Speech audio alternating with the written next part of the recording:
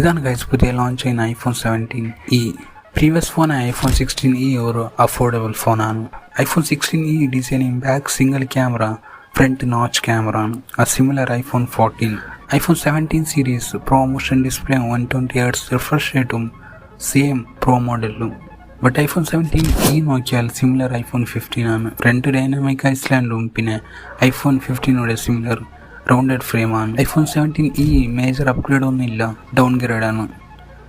IPhone 17e designing front dynamic ഐസ്ലാൻഡും back similar iPhone 16e single camera.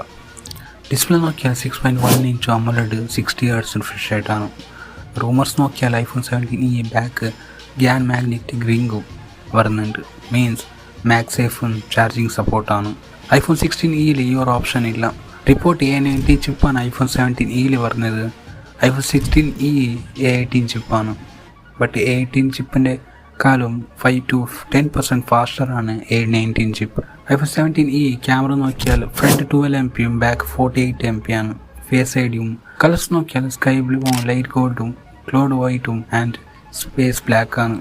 ഒരു red കളറും expect ചെയ്യാം. ഇനി ഇതിൻ്റെ പ്രൈസ് വരുന്നത് സെയിം 60K ആണ്. എൻ്റെ ഒരു ഒപ്പീനിയൻ നോക്കിയാൽ ഈ ഒരു 60Kക്ക് ഈ ഒരു ഫോൺ വರ್ತല്ല. ഓക്കെ, നിങ്ങളുടെ അഭിപ്രായം എന്താ കമൻറ്റ്സ് ചെയ്യാം. വീഡിയോ ഇഷ്ടമായാൽ ലൈക്കും സബ്സ്ക്രൈബ് ചെയ്യാം. സബ്സ്ക്രൈബ് ചെയ്യാൻ താല്പര്യമില്ല ഒന്ന് ലൈക്ക് ചെയ്യാം. ഞാൻ Navas. Thanks for watching. Piece.